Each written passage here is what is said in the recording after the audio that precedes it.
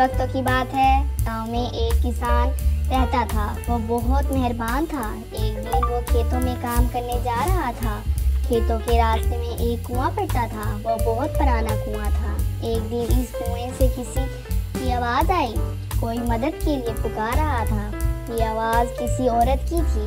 ये कुआं एक जादूगर के कब्जे में था।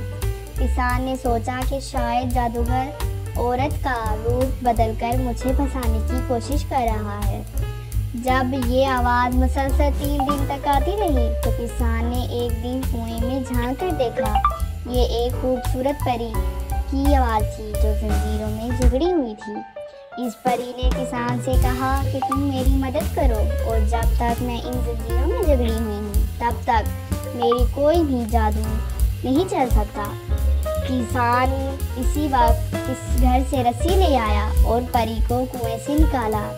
परी ने कुएं से निकलने के बाद कुएं को आग लगा दी और जादूगर इसमें जलकर मर गया। परी ने किसान का शुक्रिया अदा किया और कहा कि जब तुम्हें कभी मदद की ज़रूरत हो तो मुझे बुला लेना। परी ने किसान को एक अंगूठी दी और कहा कि जब मेरी मदद की ज़रूरत हो तो इस अंगूठी को अपने हाथ में पहन लेना, मैं फ़ौरन आ जाऊंगी।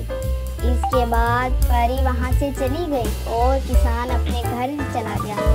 एक दिन किसान खेतों में काम करने जाता है तो वहां पर एक भेड़िया आ जाता है। वो किसान को खाने के लिए आगे आता है तो किसान बहुत ज़्यादा घबरा जाता है। अचानक इसे परी की बात याद आ जाती है। वो अंगूठी निकालता है और इसे पहन लेता है। परी फौरन आ जाती है और अपनी जादू की छड़ी से इसे मार डालती है।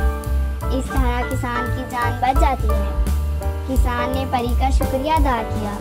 प्यारे बच्चों, हमें भी ऐसी ही हर बहादुरी और दिलेरी के साथ मदद करनी चाहिए।